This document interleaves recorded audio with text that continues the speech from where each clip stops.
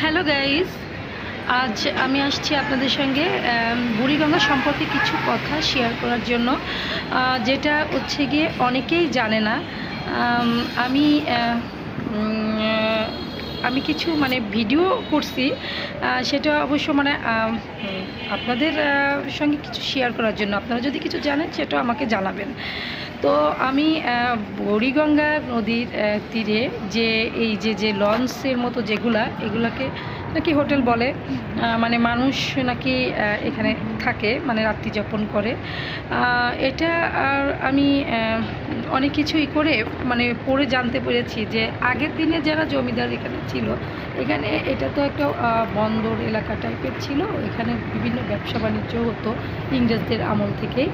তো সেখানে দেখা যেত যে ব্যবসা বাণিজ্য করার জন্য মানুষ এসে কোথায় থাকবে।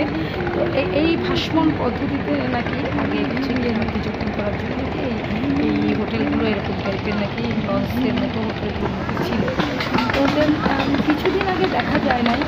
তো আবার হঠাৎ করে মাঝখানে বছরের করে দেখা যাচ্ছে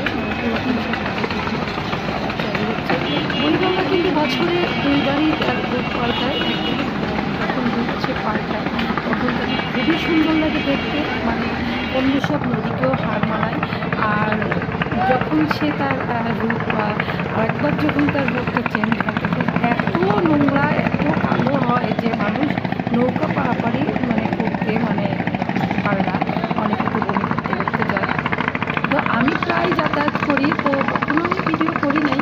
তো হঠাৎ করে কেন যেন মনে হলো যে একটু ভিডিও করি না।